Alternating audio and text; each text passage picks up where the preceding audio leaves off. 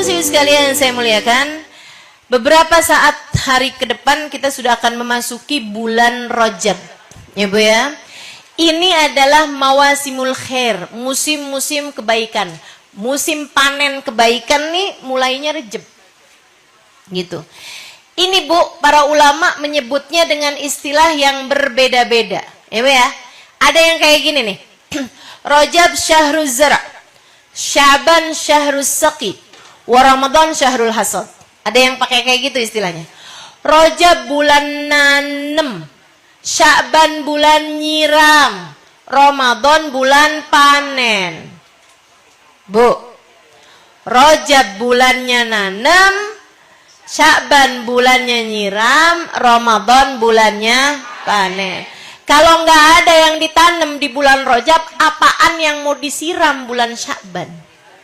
Kalau nggak nyiram, nggak nanem di 2 bulan itu, apanya yang bisa dipanen di bulan Ramadan?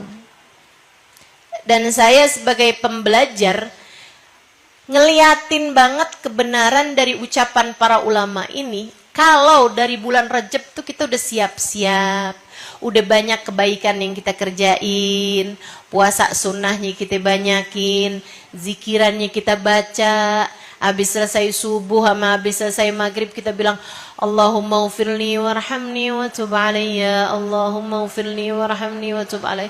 Ya Allah ampunin, ya Allah sayangin, ya Allah kembalilah aku di jalanmu 70 kali pagi, 70 kali sore. Itu ibu-ibu sekalian. Kemudian bulan Sya'bannya kita banyakin sholawat, kita banyakin deketin Nabi Muhammad. Bulan Ramadannya kerasa banget tuh udah nikmat ibadahnya. Kerasa banget. Tapi kalau dari Rajab nih udah kayak bulan-bulan biasa gitu, nggak ada nambahin ibadah, nggak ada nambahin apaan. Kerasa juga Bu bulan Ramadannya. Kayak mau ngerjain ibadah tetap berat gitu. Padahal udah bulan Ramadan Bu, setan pada diikat. Tetap berat juga ngerjain ibadah. Kenapa tuh? Nah itu karena nggak nanem, nggak nyiram di 2 bulan sebelumnya. Jadi kita mesti siap-siap. Apa Ustazah yang mesti dikerjain? Nah dia tuh. Nah, banyakin baca istighfar. Kenapa mesti istighfar yang diperbanyak di bulan Rajab? Karena itu adalah bulan di mana Allah bersiap menurunkan ampunan yang luar biasa besarnya. Sampai sama Nabi disebut Rajabil Asab. Rajab tempat Allah menuangkan ampunan yang sangat besar. Asab tuh Bu, nuangin banyak gitu, kayak air bah. Menurunkan air bah, tapi bahnya itu adalah ampunan dari Allah SWT. Menurunkan bah-bah ampunan. Ibu-ibu tahu air bah? Air bah tuh Bu kalau dam, kalau bendungan, kalau bendungan kan air ditahanin tuh. Kalau dicabut tuh airnya ngalir, itu namanya air bah. Ibu-ibu susu kalau deras banget. Seperti itu yang Allah Subhanahu wa taala turunkan dari ampunan Allah di bulan Rajab. Makanya sayang-sayang kalau sampai kita nggak dapet sedikit pun juga tuh. Nah, kita mesti dapetin. Caranya habis subuh, habis maghrib, langsung begitu habis selesai salam salat, Assalamualaikum warahmatullah, Assalamualaikum warahmatullah. Nggak usah baca zikiran yang lain dulu. Angkat tangan, Allahumma ufirli warhamni wa tub alayya, Allahumma ufirli warhamni wa tub. Pakai angkat tangannya Bu, angkat tangannya nggak gini Bu. Allahumma ufirli warhamni wa tub alayya, nggak gini ya. Angkat tangan seperti kita berdoa, maksudnya menengadahkan tangan pada Allah Subhanahu wa taala. Kita bilang Allahumma ufirli warhamni wa tub alayya. Ya Allah ampunilah dosaku, sayangilah aku ya Allah, dan terimalah aku di sisimu. Baca terus berulang 70. Habis itu baru baca doa kayak biasanya. Jangan mentang-mentang baca doa itu yang lain kagak dikerjain. Jangan. Kayak biasanya subhanallah 33 kali. Gitu kan ya? Alhamdulillah 33 kali, Allahu Akbar 33. Habisnya itu. Khusus untuk sholat subuh sama sholat maghrib.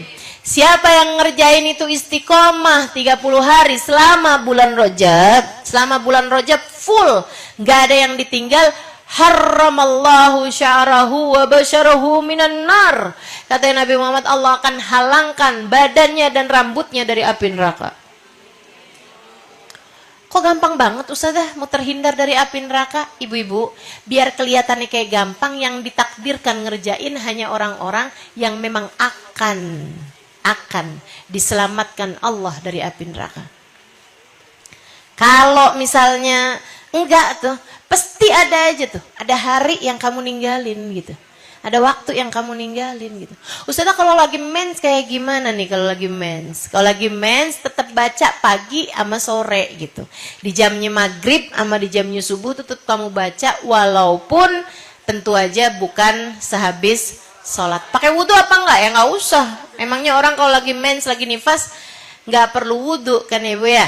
Nah, jadi langsung aja tuh duduk, angkat tangan gitu kan, tengadah tangan, Allahumma ufirli warhamni wa tub alayya, Allahumma ufirli warhamni wa tub alayya. Ustazah pernah dengernya Robbi ufirli Ustazah?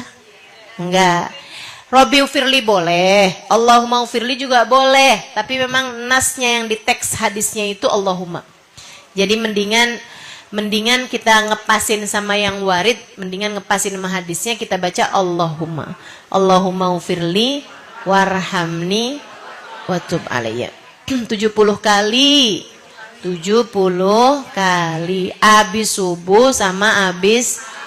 Ustazah abis asar aja gimana? Jangan abis maghrib. Abis maghrib itu hitungannya matahari terbit sama matahari. Iya, matahari hampir terbit ya. Maksudnya datang fajar tuh. Datang fajar, subuh sama matahari tenggelam. Gitu. Awal pagi sama awal malam. Kalau emang nggak kebaca di waktu maghrib, boleh juga dibaca di waktu isya. Ya, kayak gitu di waktu-waktu itulah. Awal malam sama awal pagi.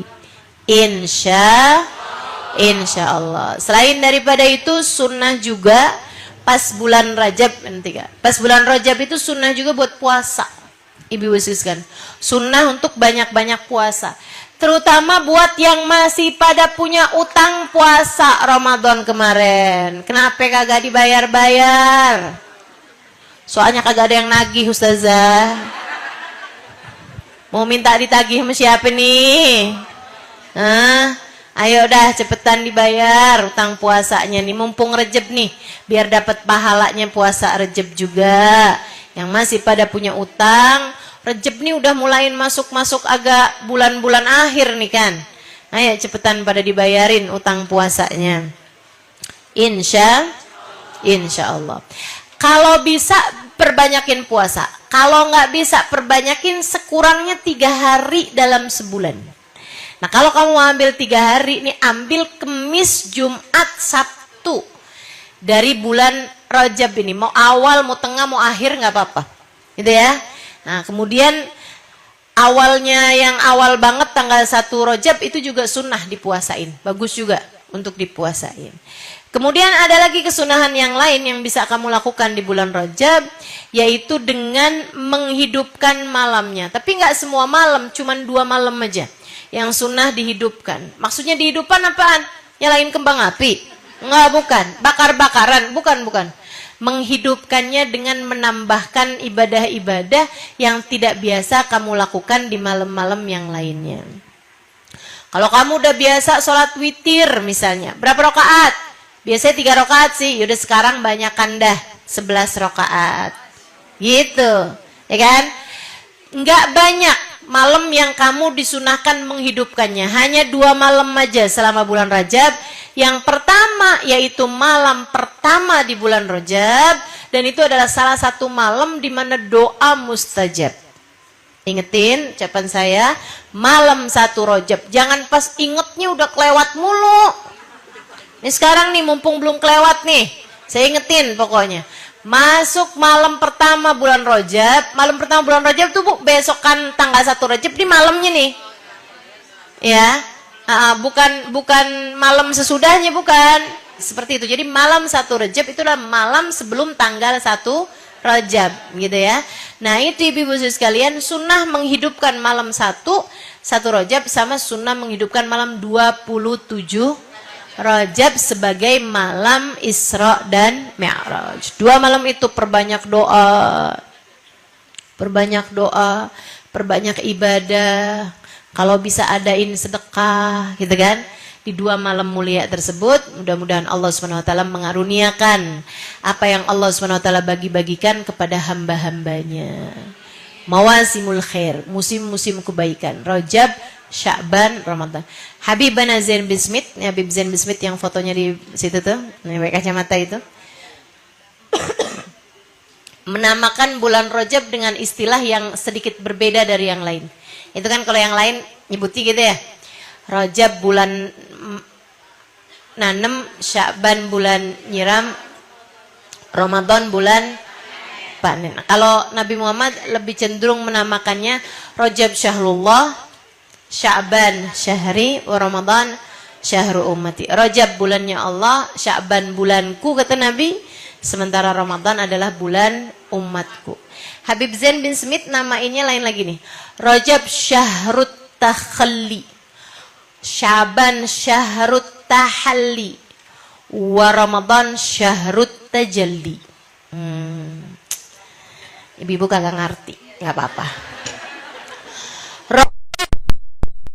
Rajab bulan bersih-bersih, wa Sya'ban syahrut tahalli, Sya'ban bulan berhias, bulan dandan Sya'ban, wa Ramadan syahrut tajalli, Ramadan bulan bersanding.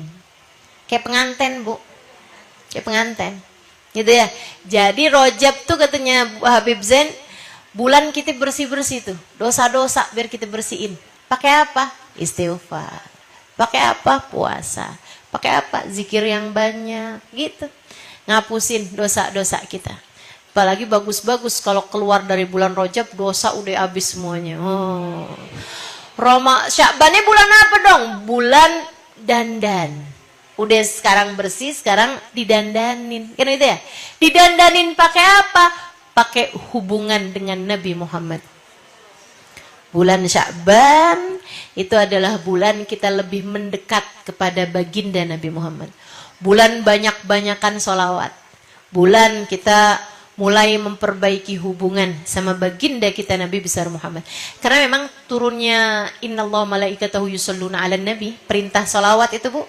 Ya ayyuhalladzina amanu shallu 'alaihi wa sallimu taslima, turun pada bulan Sya'ban. Nah, kemudian bulan Ramadannya bulan kamu bersanding dengan Allah.